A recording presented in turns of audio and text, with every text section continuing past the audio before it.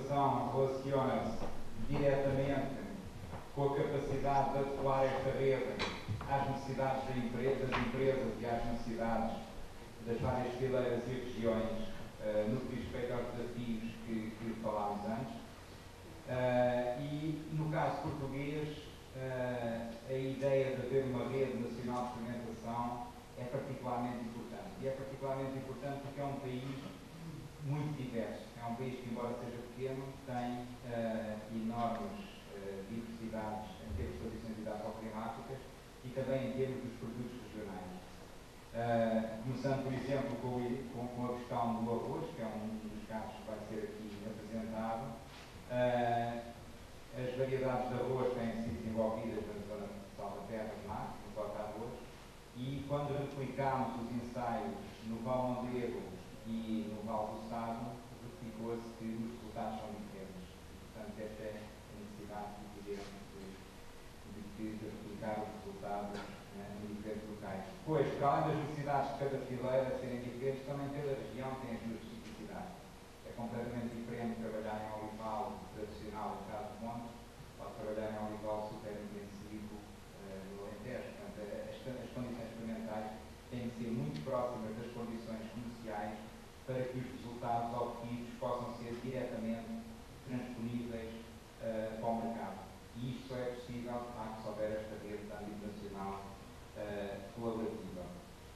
Depois, o modelo de investigação e experimentação que se consegue numa mesa é um modelo que favorece enormemente a transferência de conhecimento, porque é um modelo em que os projetos são desenhados e são postos no terreno numa parceria muito estreita entre a investigação, a produção, a indústria e a distribuição.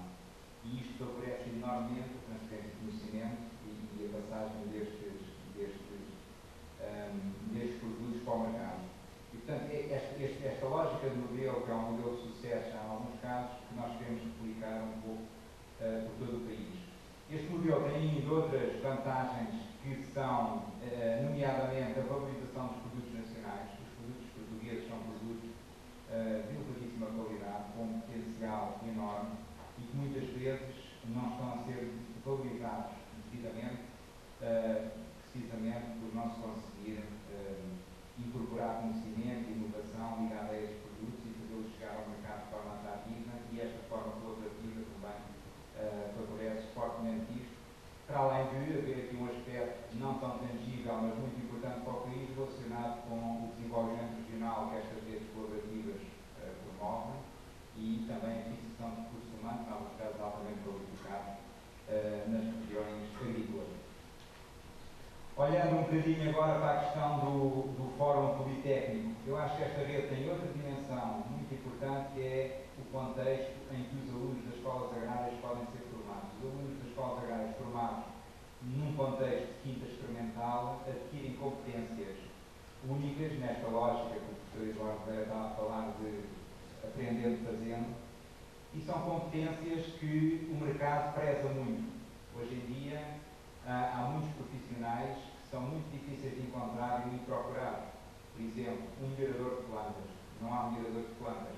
O melhorador de plantas tem que ser formado num contexto de quinta experimental. Porque ainda existem muitos outros casos, há muitas competências que o mercado precisa e que não tem, e muitas competências que os alunos estão a adquirir e que não são muito importantes para o mercado. De maneira que este movimento de alinhamento da investigação e da experimentação que está a ser feita pode permitir também alinhar a formação dos alunos neste contexto da rede experimental, tornar os cursos mais atrativos e aumentar a empregabilidade neste contexto. Por outro lado, olhando para o outro ponto deste fórum, que é a internacionalização, as competências que nós adquirimos ao fazer experimentação e investigação em contexto de rede experimental são competências que podem ser usadas e são muito úteis em projetos de cooperação internacional em muitas geografias, como por exemplo no Mediterrâneo, que vai ser falado amanhã. Para além disso, estas redes experimentais num país com as características de Portugal, que é um país pequeno, e a própria forma como a investigação é feita nas redes, pode muitas vezes funcionar como laboratório de estudos, e os resultados que saem destes projetos serem utilizados para utilizados noutros países. Nós amanhã, por exemplo, um dos casos de estudo que vai ser apresentado na ótica da investigação no Mediterrâneo é um caso de estudo do Aqualis, em que, em estudos relacionados com as alterações climáticas, os resultados obtidos em Portugal são utilizados para a agricultura francesa, por exemplo. E isto é válido para inúmeras outras áreas. De forma que hoje vamos ter aqui 4 exemplos diferentes de exemplos de sucesso relacionados com o trabalho desenvolvido em contexto experimental. O primeiro exemplo relaciona-se com o pão de cereais do Alentejo, que é um exemplo que ligou toda a fileira à investigação, à produção, à indústria e à distribuição e permitiu, conforme a engenheira Lina Afonso irá apresentar depois, pôr um produto no mercado, inicialmente uma edição limitada e neste momento com um potencial enorme de desenvolvimento. O segundo exemplo relaciona-se com o Programa Nacional de Melhoramento do Arroz. O Programa Nacional de Melhoramento do Arroz colocou este ano pela primeira vez, em mais de 20 anos, 2 variedades portuguesas de arroz no mercado. O mercado português estava totalmente dependente de variedades italianas, com as desvantagens inerentes do ponto de vista económico, mas também de serem variedades menos adaptadas às nossas condições agrícolas. E, portanto, este exemplo, isto é um pipeline que se formou, foram hoje este ano colocadas 2 variedades, mas agora, regularmente, irão sair novas variedades de arroz portuguesas, importantes do ponto de vista agrícola. O setor da horticultura representa muito em Portugal, há 30 mil hectares de arroz em Portugal, mas não só, também do ponto de vista turístico, a gastronomia. Vocês sabem que este ano a CNN lançou um estudo com um conjunto de 10 ou 12 coisas que só existem em Portugal e uma delas é o arroz de, portanto, o arroz carolino, de tomate, de marisco, é uma coisa que só existe em Portugal e que do ponto de vista turístico também tem um impacto enorme. O terceiro exemplo que vai ser apresentado relaciona-se com a produção de pastagens melhoradas. A Fertiprado, portanto, é uma empresa que começou a produzir sementes para pastagens biodiversas e outras pastagens melhoradas em Portugal. Internacionalizou-se na Europa, há algumas variedades que são líderes de vendas e neste momento também está a vender na América do Sul com uma posição interessante no Uruguai e com tendência crescente. O último exemplo que vai ser apresentado relaciona precisamente com a área da economia circular e que se relaciona com a produção de alimentos para animais a partir de insetos. Tem esta dupla valência de transformar resíduos em produtos valorizados. Portanto, na ótica da economia circular, o raciocínio é muito transformar um custo num proveito, e é precisamente isto que é feito. E tem outra vantagem evidente para Portugal, que é, do ponto de vista da alimentação animal, nós estamos muitíssimo dependentes de importações. Por exemplo, no caso de proteínas, nós dependemos em mais de 95%, quase 99% das importações, e, portanto, tudo que seja produzido com proteína alternativa é muito interessante, temos o caso das pastagens e o caso da economia circular. E, portanto, eu vou passar a palavra aos nossos convidados. Começamos pela engenheira Lina Afonso, que vai falar sobre o pão de cereais do Alentejo do Sonai. Muito obrigada. Antes de mais, queria agradecer o convite para estar aqui presente. Eu tenho uma apresentação, but I would like just to make a small presentation of my presentation to our foreign invites. My presentation will focus in an example of a partnership made from the knowledge, industry of producers, industry and distribution, and focus on a bread, which flour is 100% Portuguese. We are more than 90% dependent on foreign markets, so we would like to reward this. And this example is an example of improve and to boost our national cereals. Muito bem, tenho aqui então uma pequena apresentação que gostaria de partilhar convosco, porque muitas das vezes melhor do que as palavras são as imagens.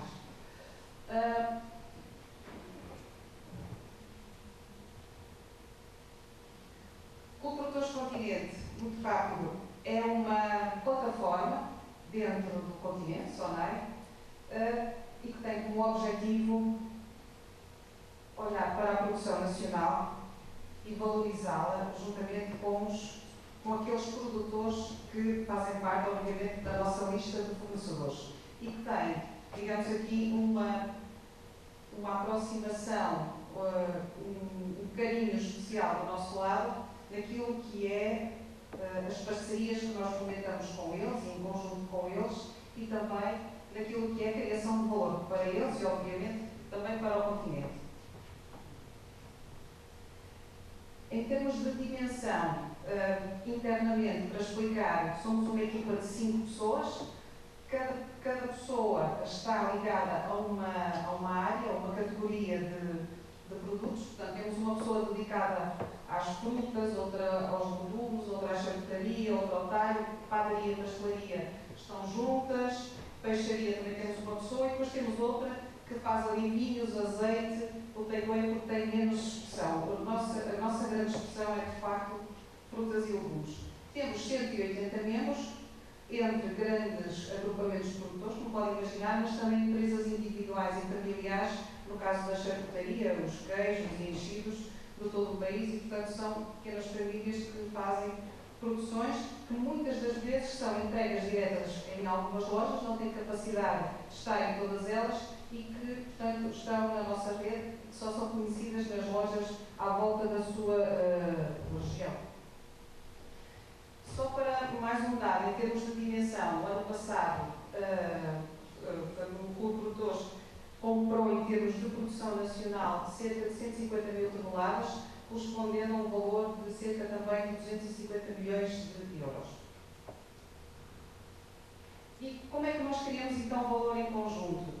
Vários exemplos, vou passando aqui, mas muito, como estava a dizer, com base em parcerias estratégicas. Estas parcerias são assentes em três grandes atores: os produtores, o conhecimento e nós.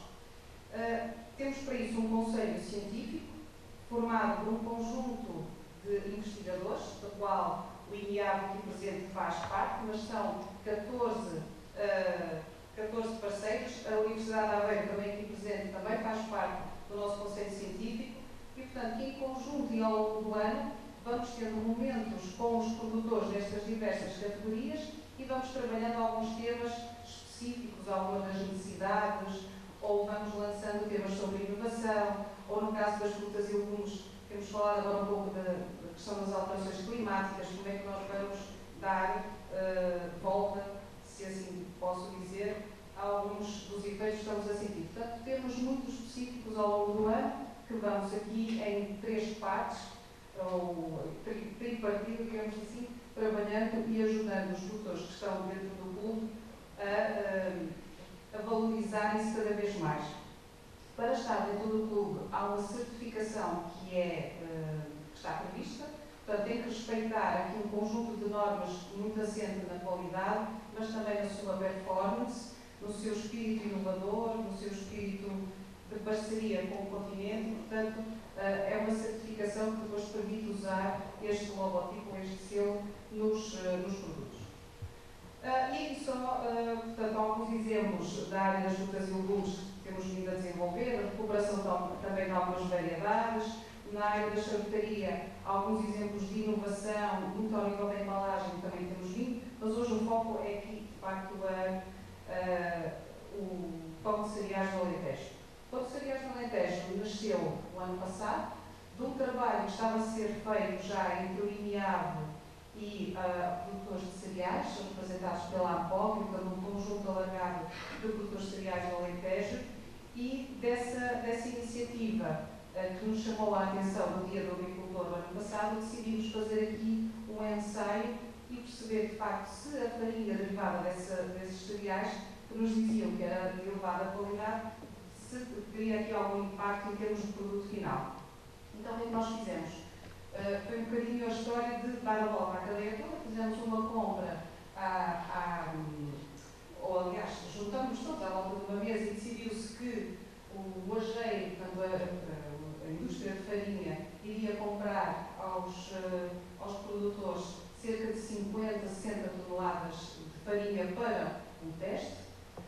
Fizemos teste à própria qualidade, nós temos um padeiro mesmo interno, que juntamente com o nosso produtor, uma panificadora que se chama Marcos Filipe, ali de Torres Novas, fizeram alguns testes para perceber se de facto a farinha era assim tão boa, e era excepcional mesmo.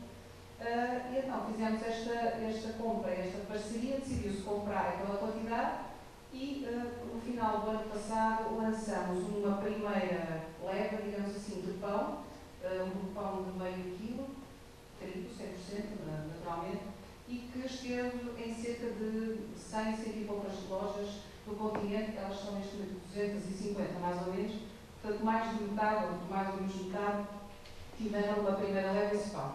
Foi um teste, tivemos uma aceitação fantástica e começamos então a olhar com outros olhos, bom, isto tem pernas para andar, e começamos a pensar em incorporar cada vez mais esta farinha noutras variedades de pão, nomeadamente num pão que nós temos, que é o chamado pão rústico, e que é um pouco o pão bandeira do continente. E, portanto, neste momento, nós estamos a comprar cerca de 40 toneladas todos os meses de cereal, ou aliás de farinha, que está a ser convertida em pão, e, portanto, estamos a passar não só para o pão de cereais do Alentejo, que é assim que aparece nas nossas lojas, mas também para o pão rústico. Só aqui umas imagens. Tivemos aqui o dia da inauguração, digamos assim, deste pão, do lançamento do pão. Numa das nossas lojas tivemos a presença do Sr. Ministro da Agricultura, os produtores de cereais, o representante do INEAV, o moageiro, neste caso era a Géria, os nossos produtores e, portanto, aqui num espírito de parceria estratégica.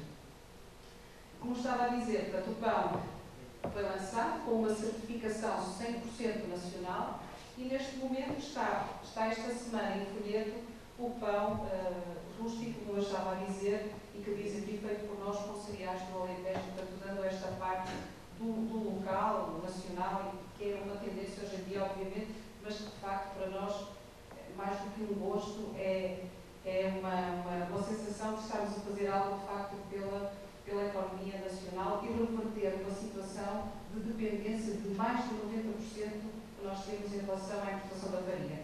E só para fecharem, por curiosidade, as pessoas perguntam, mas o pão que nós comemos não é pão português, o pão de Mafra não é português, o pão de Limoeiro não é português, e acaba por ser complicado de explicar. De facto, a receita é portuguesa, ou foi feito em Rio Maior, ou foi feito em Gimondo, ou não sei onde foi, mas a farinha vem lá de fora e as pessoas não sabem disso.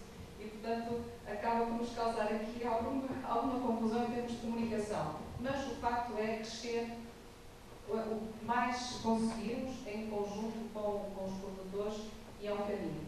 Estamos agora num ensaio de um produto também feito à base de farinha, mas que não tem a ver com pão e que, com cereais também do Alentejo, que vamos lançar talvez no próximo mês, mas que para já não vou partilhar porque ainda é um pouco segredo, mas é para continuar esta parceria. E pronto, estou disponível para alguma questão. Muito obrigada.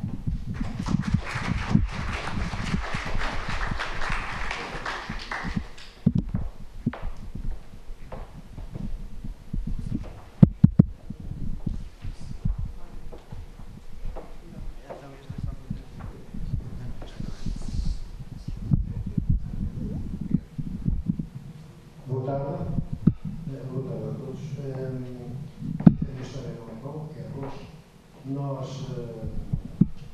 criámos em 2003 uma associação sem fins lucrativos chamada Cota Arroz, Centro Tecnológico do Arroz. É constituído por agrupamentos de produtores e associações de agricultores, pertence a 35%. à indústria e às suas associações 35%.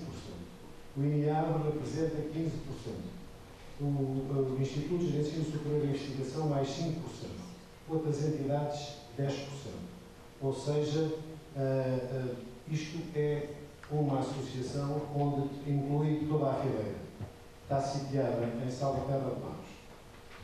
Também tem um modelo de financiamento completamente diferente do que aquilo que normalmente acontece. O INIAB contribui com a assistência das instalações e dos seus investigadores. Os OPs, a indústria e as empresas de fatores de produção contribuem financeiramente para este programa até nós obtermos resultados e podermos conseguir financiá-lo por royalties. Evidentemente, também os projetos do PDR 2020 e RCP Alentejo 2020 também contribuem para que nós consigamos pagar este projeto. Quero já agora aproveito, em termos de como estamos neste financiamento e projetos, o projeto da Luz à Arroz foi distinguido agora com um prémio da Vida Rural 2017 e investigação comarca. A razão e a necessidade das variedades portuguesas. Nós somos um povo, somos um país pequeno e, como foi aqui dito na apresentação atrás, em relação ao pão e à designação, nós também ao arroz também temos que ser diferenciados. Nós temos que nos diferenciar.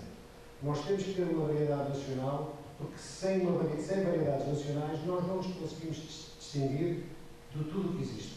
E então somos iguais aos outros. Iguais aos outros não temos possibilidades de concorrência. Perante esta situação, nós reunimos estas entidades e fizemos um desafio ao INIAB, que foi arranjar uma semente portuguesa. É fundamental que tenhamos uma semente portuguesa para podermos avançar. E evidentemente, desde 2013 até agora, é um período muito longo, mas efetivamente começámos agora a ter resultados. Vão ser anuais e todos os anos vamos pôr variedades no mercado. Este ano vamos inscrever mais uma variedade para juntar às duas variedades existentes já em multiplicação. Queremos lembrar que não tínhamos variedades no catálogo europeu com o símbolo PP há mais de 30 anos. E agora temos o Carolino Serres e o Orgulho Maçarico. Também gostaria muito de vos dizer o seguinte, é que com variedades portuguesas nós vamos poupar em importações de semente na ordem dos 4,5 milhões de euros, o que é significativo. Agora dizer-vos que existem três regiões de produção de arroz, no Mondego, no Tejo e Sorraia e no Val do Sado. Eu também sou, somos 1.500 horticultores numa área de cerca de 30 mil hectares e produzimos 180 mil toneladas de arroz anualmente. Mas também somos, quando consumimos mais na Europa, cerca de 17% ou 17 quilos por per capita de arroz. E importamos cerca de 40%. Meus amigos, boa tarde. Obrigado.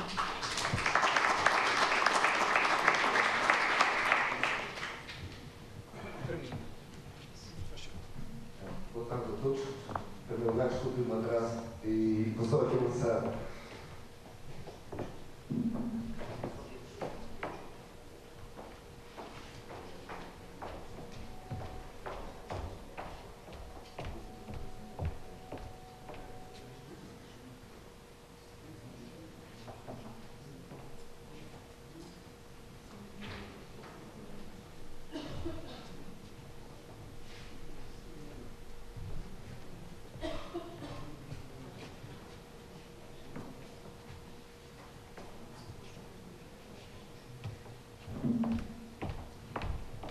Iniciámos as próximas duas apresentações, a toda da Escola Agrária de Beja irá comentar estas duas primeiras. A Escola Agrária de Beja foi um parceiro muito relevante nesta questão do pão de cereais do Alentejo, também, um parceiro do projeto da parte de investigação. Vou passar. Obrigada. Boa tarde a todos, sejam bem-vindos a Beja. Welcome to Beja, and instead of comments, I will say only a few words concerning the reinforcement of the major topics of these two projects that were being present. There are two important cases of what kind of research and that we are looking for. This is the spirit of the research that we made in the agrarian higher schools in Portugal. Bread with cereals from Alentejo. In Portugal, as I suppose everyone knows, the level of self-providing of cereals is too low, only 27%, with wheat and barley being the cereals that contribute most to national dependence on external markets. Soft wheats are commodities, and the market controls their prices, leaving little space to the farmers to decide. This is a project that brings together producers, research, and large-scale distribution, and aims to promote the cereal production in Portugal. The project was born in Elvas, with the aim to bring together the whole productive line.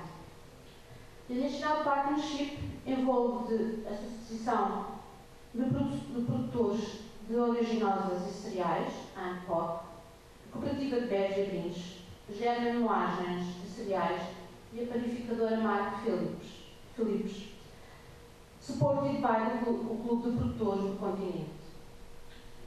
The project starts in the experimental fields installed by the Agrarian Higher School of Beja, where are carried out the studies to evaluate the agronomic value of the varieties. These studies allow the identification of the best adapted varieties with the highest industrial and economic profitability. This information is subsequently transferred to farmers and in the industry in the production chain. The bread is produced with wheat sown in the Alentejo and transformed in Portugal. Tons of wheat were produced and processed in tons of flour that allow us to produce certified breads that are sold in the continent hypermarkets. The objectives of the project are to stimulate the increase of grain production, since Portugal imports almost 95% of what it consumes, and to decrease imbalance in the trade balance with regard to the high external dependence on cereals. And secondly, it will be very useful to promote agriculture and farmers in Alentejo. Luz Arroz, new Portuguese varieties of rice. Although we are a country where we produce a lot of rice, all cultivated varieties are of foreign origin. For more than 30 years, there were no new varieties registered in the National Catalogue of Varieties. The Caroline rice is Portuguese, and we are buying varieties from Italians and paying royalties. The national program for the genetic improvement of rice, involving a number of research entities, has been in progress for several years, and it proposes to multiply and select lines for the development of new varieties. Among these improvement works, a special reference for the project Luz Arroz that we are talking a few moments ago, that the proposal is obtaining Portuguese rice varieties. And he wants to evaluate the economic behavior and the interaction between environment and genotype of the advanced line of the rice. It is a test for the selected genotypes from the agronomic evaluation GEAL. This network of deals of adaptation of rice genotypes lasts 3 years and has several partners. INHAV, Cooperativa Agrícola Ambiente, Centro Operativo e Tecnológico do Arroz, Cota Arroz, e o Agrupamento de Produtores do Arroz do Val do Sado. The Luz Arroz project is funded by the actors of the production chain, and the long research has culminated in the inclusion of 2 new varieties of Portuguese rice in the National Catalog of Varieties, well adapted to their soil and climatic conditions, which will allow the national producers to reduce dependence on Italian varieties that until now has monopolized the market. These new varieties are Serge and Massarico, both registered in 2017. This is a problem identified by the production chain and a response that was developed by a partnership between the research group and institution. Both cases are what we are looking for in the varying higher schools in Portugal.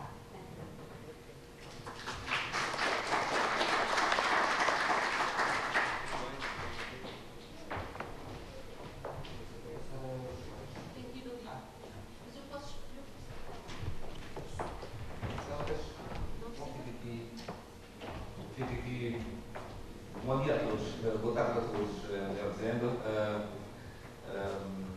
Welcome to this conference. I would like to express my explanation in English, but I prefer Portuguese. Sorry.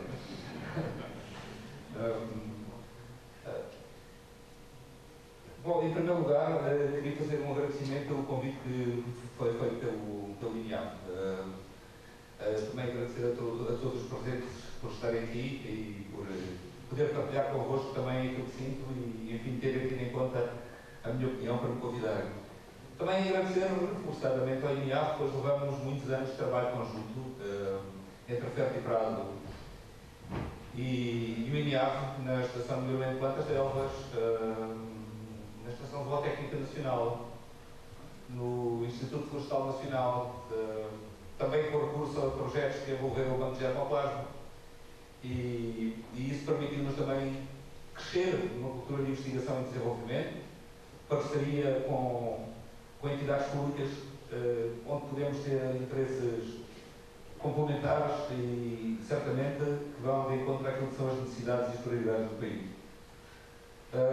Uma pequena apresentação, para quem não conhece, a Ferto e Prado é uma empresa fundada em 90, que tem como base o trabalho que o meu pai desenvolveu, nomeadamente no INIAB, então, e nasceu na sequência de uma experiência que permitiu materializar uma matéria que estava nessa altura muito em causa, que eram os pratos permanentes aqui para o sul, centro-sul do país, para a pecuária extensiva, e que entretanto se fizeram.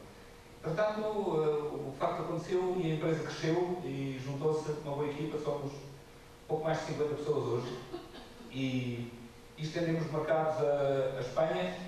Hoje estamos presentes em toda a Espanha, temos empresas em Espanha, temos Itália também, desde há 6 anos no Uruguai, um processo difícil, digamos, com o Oceano Atlântico um bocadinho mais largo que o Rio Guadiana e com as dificuldades aí inerentes e de cultura, mas um desafio enorme, porque estamos a falar numa zona do mundo que tem uma agricultura florescente e que alimenta o mundo, ao fim e ao cabo. E esta grande equipa está repartida em muitas áreas, desde a ideia à produção, desculpem o erro ortográfico, é das pressas, à produção de semente e ao comércio de sementes, de pastagens e forragens e outras que falarei um pouco mais adiante. O facto da Ferto e Prado, de facto, começou nas pastagens e nas forragens para ruminantes. Primeiro com os pratos permanentes, com base na importância também das leguminosas como fontes de proteína, que já foi referida pelo presidente do INEAB, e também associadas ao Rhizobium, uma bactéria do solo que estabelece simbiose e que contribui para a fixação do azoto e, por sua vez, para a produção de mais proteína e maior produção, uma vez que estando os outros disponíveis também as gramíneas crescem muito mais e, portanto, mais produção de biomassa. A fertilidade do solo e os impactos na produção foram matérias que mais tarde se vieram a verificar, nomeadamente pelo aumento da capacidade de retenção no solo de CO2 que resulta no aumento da matéria orgânica, é traduzido nisso, no aumento de matéria orgânica. Por sua vez, tem efeitos na solubilização dos nutrientes, mas também tem um efeito físico muito importante em clima mediterrâneo, que é o efeito físico do solo ficar mais esponjoso, com maior capacidade de retenção de água, o que é fundamental e que se nota à vista desarmada, provavelmente por satélite, logo após as primeiras chuvas de outono, em que os pratos verdejam e andam para a frente e muitas das pastagens naturais estão até novembro, dezembro, por vezes, janeiro, para começar a verdejar. Outra das matérias que eu sempre prato foi a adequação dos produtos a cada uma das regiões. O país é, de facto, um bom laboratório, nesse sentido, porque temos desde Mértola, Serpa, a Barca d'Alva, que está no norte, mas também é muito seca, e as zonas úmidas, algumas úmidas durante quase todo o ano, como é o caso do Entrador e Minho. Portanto, tentamos desenvolver produtos para todos estes nichos e para servir os produtores, os agricultores, em todos estes nichos do mercado. Isto obrigou-nos também a desenvolver nova genética e a avaliar muita genética de várias partes do mundo para poder compor os produtos. Primeiro, a avaliar a genética de outros lados, para poder compor produtos, misturas adequadas para cada uma das situações. E somos hoje também, já voltarei à frente, uma empresa produtora de sementes para diferentes propósitos e que, à frente, como já disse, referirei. Eu acho que a importância de ter em consórcio, para dar umas palavrinhas aqui sobre aquilo que eu acho que devem ser as relações entre as instituições. Eu acho que todos nós estamos envolvidos na fileira agropecuária e rural, independentemente das instituições terem sede nas cidades. Porquê? Porque é este mundo rural onde a economia que vive pode ser desenvolvida, pode ser estimulada ou poderá continuar, digamos, na tendência à desertificação e que depois afeta muitas outras coisas. Portanto, o setor agropecuário é, em todas as zonas rurais do país, aquele que, embora produzindo pouco, ainda vai produzindo para criar alguma riqueza. E, nesse sentido, é importante que toda a fileira esteja envolvida. O partilhar o conhecimento e promover a aplicação também me parece uma medida importantíssima, que é entre o conhecimento das empresas, entre o conhecimento dos operadores de campo, dos produtores, entre as instituições de ensino superior, que hoje são muitas, e entre o próprio INEAV, que hoje tem uma estrutura, digamos, com algumas limitações também. Não há nada no país que não tenha limitações, mas que também trabalha e aposta no sentido de construir isso pela atitude das pessoas, principalmente. E é esse investimento nas pessoas e na sua capacitação que eu acho que é, digamos, aquilo que está mais ao nosso alcance. É na partilha de informação, na partilha de experiências e definindo prioridades de fileira. Obviamente as prioridades da produção de arroz são grandes, as prioridades da pecuária são grandes, mas cada elemento da fileira se faz. E acho que nesse sentido se tem estado a cumprir passos importantes, como os projetos que aqui foram apresentados e tantos outros que estão em curso neste país. Uma aguinha, está aqui.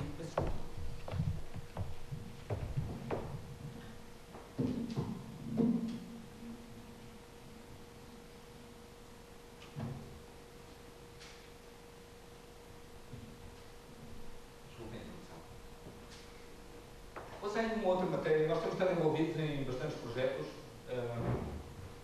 desde há algum tempo, alguns nacionais, outros internacionais. Diferem em alguns procedimentos, mas, perdoem-me crítico, certamente quem estabelece regras dos projetos o faz com a melhor das intenções, o faz condicionado pelo conjunto de instituições políticas, financeiras, que regulam depois também todos estes processos. Portanto, não está aqui só uma expressa, uma vontade científica, uma intenção, mas também um conjunto de condicionalismos que vivem à volta. Mas o que tem ocorrido com muitos projetos é que eles aparecem todos em grupo. Porquê? Porque abre uma fase de candidaturas, qualquer coisa, e tudo se mobiliza, digamos, um pouco freneticamente sobre num tempo muito limitado, sempre com limitações de datas em cima do prazo para colocar as ideias em ordem. E acho que há aquela regra que diz pensar devagar e atuar depressa, se deve começar a aplicar aqui. Devemos começar a ter as coisas mais estruturadas para não corrermos no risco de preenchermos candidaturas que vinculam as empresas, as instituições e os objetivos durante um determinado período alargado e que não foram suficientemente pensadas. Porquê? Porque não houve tempo, nem houve disponibilidade para reunir as partes todas com a consistência devida. É um comentário que deixo. Quanto ao ensino politécnico, eu acho que são, digamos, as instituições do ensino que estão aqui mais próximas da zona, produzem profissionais, têm capacidade científica e técnica instalada através dos seus docentes, através dos seus quadros.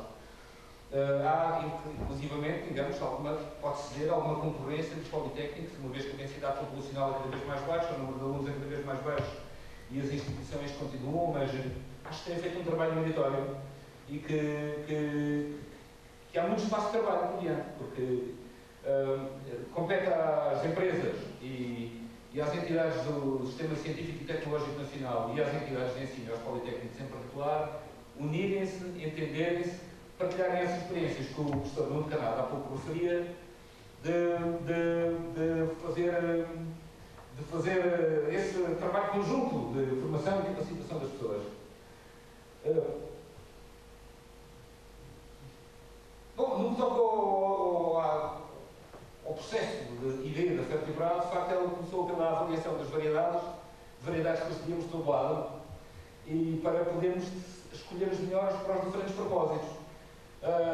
E aí criamos protocolos de avaliação de materiais internamente e com muitas visitas também de gente de fora, e que nos permitiu, de facto, desenvolver bastante a atividade, diferenciando-nos um pouco de outras empresas do setor. O desenvolvimento dos projetos em consórcio e a participação em projetos internacionais, já anteriormente referidos, foram de facto marcantes porque nos obrigaram, nesse aspecto muito positivamente, a cumprir protocolos e a ter acesso também, digamos, às formas de trabalho de outras pessoas que estavam e estão, muitas delas, bastante mais evoluídas em algumas matérias. Tentamos sim ficar bem nos processos, cumpri-los bem e, enfim, deixar uma marca positiva enquanto empresa, enquanto país, enquanto pessoas também. E para uma empresa é um constante desafio, porque os recursos são limitados, porque o orçamento que lhe dedicamos tem que ser muito gerido e portanto, é muito importante gerir bem recursos, ao fim e ao cabo. Os objetivos que orientam a ideia, para nós, são objetivos por simplesmente de mercado. São objetivos de obter variedades que possam ir para cumprir melhor do que outras que já existem. É o objetivo da ideia também dominar processos de colheita, de manutenção, de variedades que, de outra forma, pode a genética ser muito boa, mas se não puderem ser produzidas, elas não entram no mercado. Digamos, todo um conjunto de áreas que da obtenção e da produção constitui um desafio de uma equipa grande e que tentamos gerir o melhor possível. Como mercados complementares, para além das pastagens e das forragens com que começamos, hoje nota-se um crescente interesse pela proteção do solo que estas culturas possam ter, também pelo sequestro do carbono que o revestimento de uma vinha possa cumprir, também pela capacidade de retenção de água que possa aumentar, pela redução de erosão, e temos vindo a aumentar o mercado na área da proteção das vinhas, dos pomares, como também as culturas intercalares do greening do centro europeu, com a exportação para esses mercados de uma quantidade significativa de trevos anuais, alguns deles obtidos pelo INIA e que nós representamos, pelo INIAF, perdão. Mas também essas variedades têm servido para cumprir objetivos de rotação numa agricultura diferente, como é a sul-americana, nomeadamente no Uruguai, através destes poentes verdes, que são nada mais nada menos as culturas intercalares feitas entre culturas OGM, culturas geneticamente modificadas, que no final da cultura, nomeadamente da soja ou do milho, o gestor não tem uma única erva e entra ao inverno sem o solo ter qualquer proteção, o que obriga o país a ter um cuidado particular e a obrigar a lei de proteção de solos ao cumprimento, não obstante não dar qualquer ajuda para que o agricultor faça. É uma obrigação de olhar para o futuro, manutenção, que obriga a isso.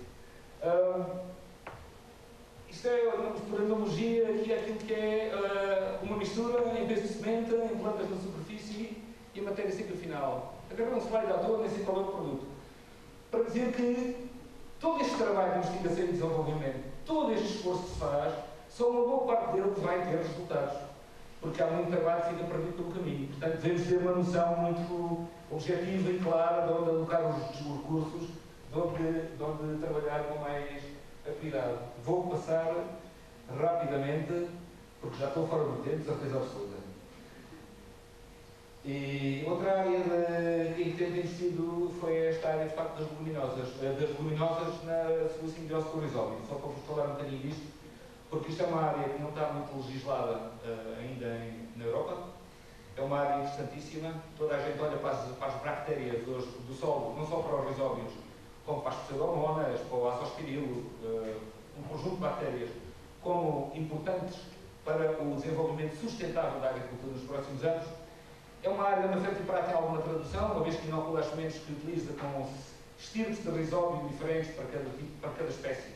Trabalhamos com um grupo alargado de estirpes que nos permitem inocular especificamente cada semente e estamos atentos, de facto, integrados em alguns projetos, uns formais, outros de colaboração com vista ao futuro relacional, comercial, para podermos cumprir isto. As leguminosas inoculadas, muita pressa que a raiz. Eu vou passar mesmo rápido, sei que estou muito fora de tempo e que há mais intervenções, está muito comprido, de facto. E em suma, já o disse, parcerias para o desenvolvimento, o Fertiprat está cá e acho que o país deve estar para isso. Os instrumentos e recursos tecnológicos existem, estão aí. As atitudes das pessoas é que marcam diferença, temos que avançar para isso, avançar. Não estar só à espera dos projetos, avançar, entendermos, acho que isso é.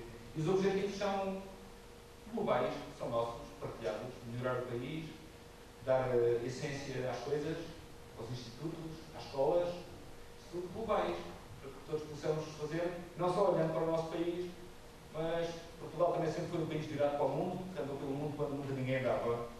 E nós também tentamos, também exportamos para os Estados Unidos, também já exportamos para a Austrália, digamos a origem tradicional dos três anuais, temos uma boa posição no mercado alemão, uma boa parceria em França e nesse sentido, enquanto empresa, também tentamos cumprir com este esforço, que isso não nos cai ao colo, este objetivo, que acho que deve ser um objetivo nacional, crescer e avançar. E mesmo que haja mais alguma coisa, não há mais nada a só agradecer. Muito obrigado, desculpem o tempo.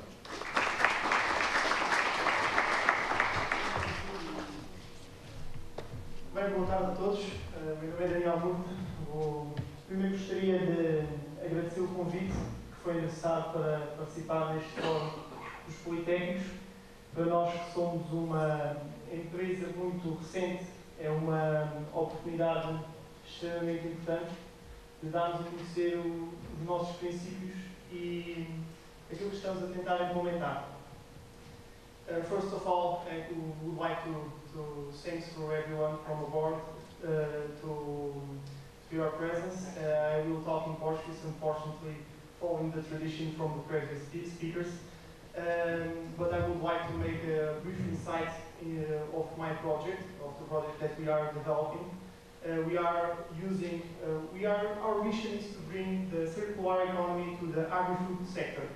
We are intending to use residues, mainly vegetable residues, to produce insects. Those insects can then be used to feed animals, preventing the importations of great amounts of nutrients for the feed, mainly protein. So if a market or a business knows what is the future, we know it. It's insects for the feed.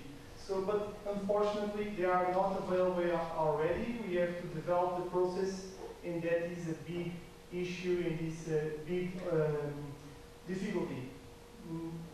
So that's what we are doing right now.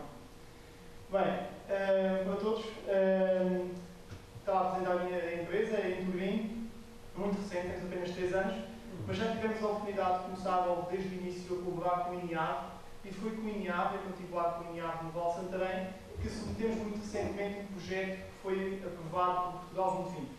E é juntamente com o INEAV e com outros parceiros que nós temos estado a desenvolver o processo de criação de insetos de uma forma eficiente e sustentável, que permitem produzi-los em larga escala, de forma que eles possam ser introduzidos na alimentação animal. Portanto, o que nós vamos falar hoje é do nosso projeto Entovalor e de como trazer a economia circular para o setor agroalimentar. Bem, como eu já vinha a dizer anteriormente, a produção animal e a alimentação dos animais em particular é um dos grandes desafios do setor pecuário. Como já tinha sido referido anteriormente, devido à escassez de nutrientes, em particular proteína, mas também devido ao aumento de produção que é expectável para os próximos anos. A população mundial está a aumentar, as alterações de hábitos alimentares dos países em desenvolvimento também está a aumentar, com uma cada vez maior pressão sobre a produção de rações. Tendo-se atingido, no ano passado, um marco histórico de 1.000 milhões de rações produzidas a nível mundial. Sendo a principal parte galinhas e porcos, mas com uma afirmação muito forte também das rações para a agricultura. Portanto, a Europa, e em particular Portugal, depende fortemente do mercado internacional para fazer frente às suas necessidades de nutrientes para rações. Como se pode ver, a maior parte de todos estes nutrientes, sendo a principal produção de soja, proteína, que é utilizada na alimentação das rações para animais, a terem que viajar do outro lado do mundo para atingir o mercado nacional. No entanto, existem outros problemas no setor, nomeadamente o impacto que uma produção intensiva de agrícola, cerca de 75% dessa produção é destinada à alimentação animal e não diretamente à alimentação humana, cria uma pressão muito grande sobre os solos, razão pela qual a FAO também já tem vindo a alertar para os problemas, para os cuidados que nós temos sobre os solos. É claro que eles são produtivos, mas nós utilizamos também fertilizantes químicos e há uma dependência muito grande dos fertilizantes químicos e minerais. Portanto, poder-se encontrar alternativas a esses fertilizantes.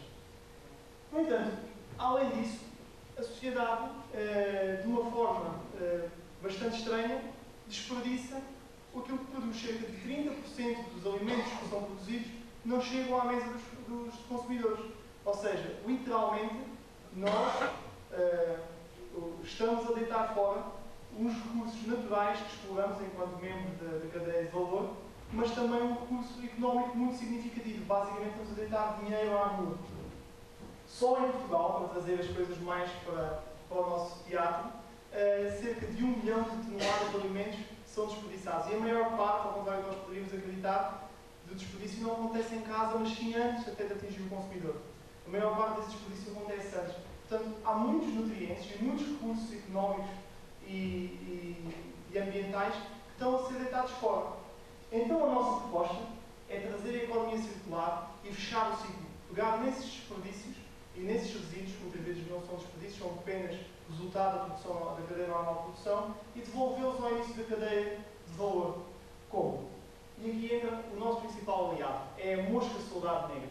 A mosca soldado negra é uma mosca que se dispersou pelo mundo inteiro durante a Segunda Guerra Mundial e que tem uma particularidade muito grande. Consegue destruir com uma extrema velocidade tudo o que seja matéria orgânica em composição.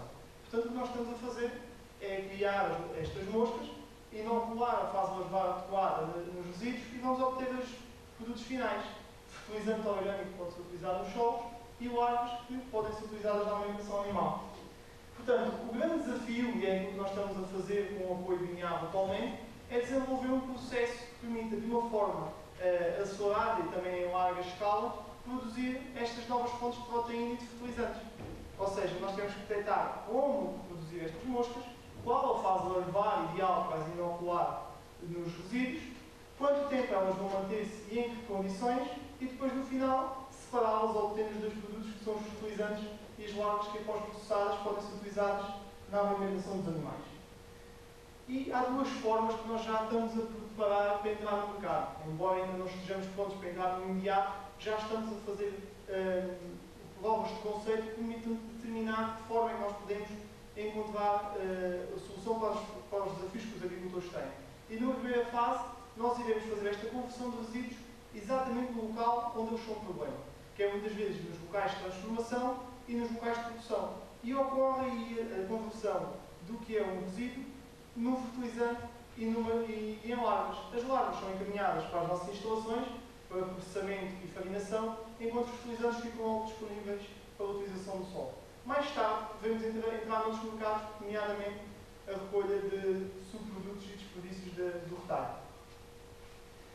Portanto, como é que nós estamos a fazê-lo atualmente? Nós tivemos a sorte de trabalhar com o INIAV e o INIAV cedeu-nos um espaço na antiga Estação de Zootecnia Nacional, no Val de Santarém, e é aí que nós estamos a criar as nossas unidades de produção de moscas, e é lá que nós já fizemos a conversão de cerca de 10 toneladas de resíduos e estamos a produzir aproximadamente 1 tonelada de larvas por mês.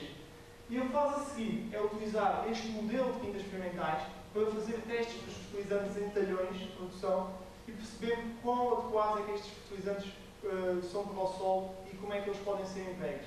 Além disso, estamos a fazer testes de alimentação em galinhas e poedeiras e também em frangos de campo, de forma a perceber de que forma é que estas larvas podem ser utilizadas no sistema de produção atualmente existente, trazendo aqui, com a nossa perspectiva, aquilo que é a alimentação natural das galinhas de volta. Ou seja, as galinhas não se alimentavam de soja, alimentavam-se de insetos, agora podem novamente voltar a alimentar-se de insetos, uma alimentação que nós achamos mais natural.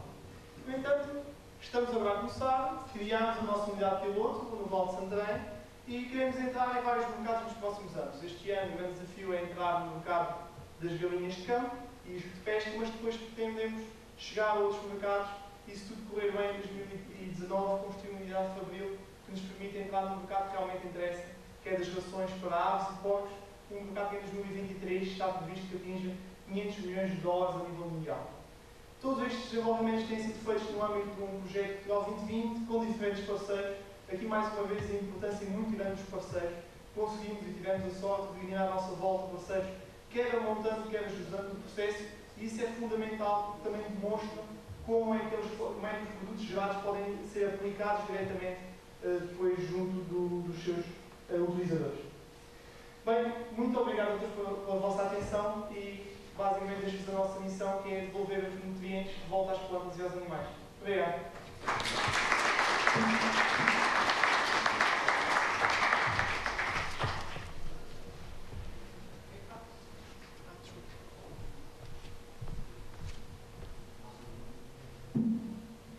Comentário do pó técnico de Palmeira, fugiu? Não está ali. Força. Paulo.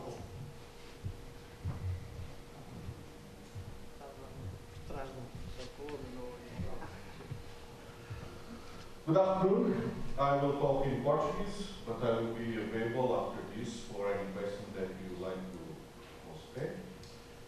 Bem, boa tarde a todos. Posso dizer que tive uma enorme sorte em calhar-me comentar as vossas duas apresentações. Porquê? Porque são as duas áreas que a mim particularmente me interessam e das quais gosto, e porque as achei as duas muito boas, no caso anteriores. Vou começar a falar um bocadinho da apresentação do João Paulo Crespo. Eu conheço bem a Perto de Prado, conheço bem o seu fundador, o pai do João Paulo, o engenheiro David Crespo, pai das pastagens em Portugal, assim se pode dizer, provavelmente trouxe para cá a grande inovação dos prados e das pastagens e, portanto, é com grande prazer que faço esse comentário. De facto, a Perto de Prado é uma empresa de referência no setor. Há outras boas, mas a Perto de Prado é, de facto, uma empresa de referência. Trouxe-vos aqui um tema de grande importância e grande atualidade, as pastagens multidiversas. Amanhã vamos ter um dia em que vão ser apresentados trabalhos relativos aos ecossistemas mediterrâneos, mas este trabalho insere-se perfeitamente aí.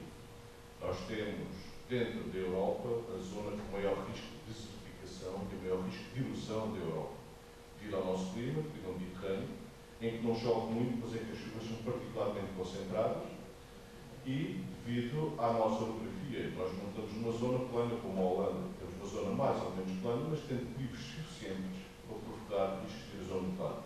É como se inserem as pastagens. É, sem dúvida, uma das melhores formas de proteção do solo e é uma das formas em que conseguimos proteger os nossos solos do elevadíssimo risco de erosão, e nós temos inúmeros exemplos disso, desse tipo de fenómenos. É também a forma privilegiada de aumentar a retenção de carbono no solo. Quando se fala de gases com efeito estufa, quando falamos da necessidade de aumentar as reservas de carbono no solo, as pastagens biodiversas, as pastagens no geral, são a melhor forma de aumentar, uma das melhores formas de aumentar o teor de matéria orgânica no solo e, com isso, aumentar a retenção de carbono no solo. Portanto, todo esse trabalho tem um interesse enorme. o trabalho que tem vindo a desenvolver, nomeadamente em termos de fazer misturas mais adequadas possíveis para cada tipo de solo, para cada tipo de região, é um trabalho exemplar. E com isso, os agricultores, para além desta parte mais ecológica, os agricultores têm conseguido retornos em termos produtivos e em termos económicos elevadíssimos. Porque, de facto, as pastagens são a forma natural de alimentar o gado mais barata, mais racional e, portanto, com mais valias evidentes. Relativamente ao segundo trabalho, porque já estamos ligeiramente atrasados e não queria alongar muito. Estamos na hora? Olha, é um trabalho também que eu gostei imenso. Nós, em Portugal, produzimos cada um de nós cerca de 470 kg de resíduos sólidos urbanos anualmente. Desses, 30 a 35% são matéria orgânica. Esta poderá ser uma forma de valorizar essa matéria orgânica. Já o fazemos, através de compostagem, digestão anaeróbia. Esta poderá ser mais uma forma. Produzimos outros resíduos em grandíssima quantidade. Nós estamos a aumentar muito, felizmente, a produção de azeite, mas para produzirmos azeite, da azeitona que entra no lagar, só 20% é que é azeite, só 80%. 80% são resíduo orgânico, potencialmente muito poluente, tem alguns problemas particulares, fenóis, polifenóis, que não sei se poderá ser utilizado para este fim, mas é interessante. Somos um produtor também relativamente grande de pasta de papel. Produzimos 600, 800 mil toneladas de pasta de papel. É um processo muito ineficiente. 50% da madeira que entra na fábrica é que vai dar pasta de papel, ou outras 50% são perdidas durante o processo produtivo. Mais uma fonte de matéria orgânica enorme. Temos estrumos, temos churumes. Esta poderá ser, de facto, uma forma de viabilizar e de facto, tirarmos daí mais valor. Para além da parte da alimentação animal, que pareceu extremamente interessante, os resíduos orgânicos que se produzem poderá ser um fertilizante orgânico de ótima qualidade. E aí unimos os dois trabalhos. Ou seja, o principal problema ecológico dos solos mediterrâneos é a falta de matéria orgânica. Nós temos hoje matéria orgânica, em média, 1,5%. Quando nos aparece um solo com 2%, já quase fazemos uma festa. A utilização destes resíduos como fonte de matéria orgânica face até ao desaparecimento das fontes ancestrais de matéria orgânica que eram os estudos, que hoje em dia são produzidos em cada vez menor quantidade. E aí as pastagens também têm um papel muito importante neste aumento de matéria orgânica, poderá ser uma forma de aumentarmos a produtividade e a sustentabilidade dos nossos solos, sobretudo do sul do país. Produtividade e sustentabilidade essa que está fortemente ameaçada pelos baixos índices de fertilidade que eles têm. Portanto, acho que os dois estão a mexer embora em áreas separadas, em coisas que são complementares e dar-vos os parabéns, porque de facto são duas ideias, são dois projetos, um já muito mais antigo, para outro bastante recente, que podem ter um impacto muito forte na agricultura mediterrânea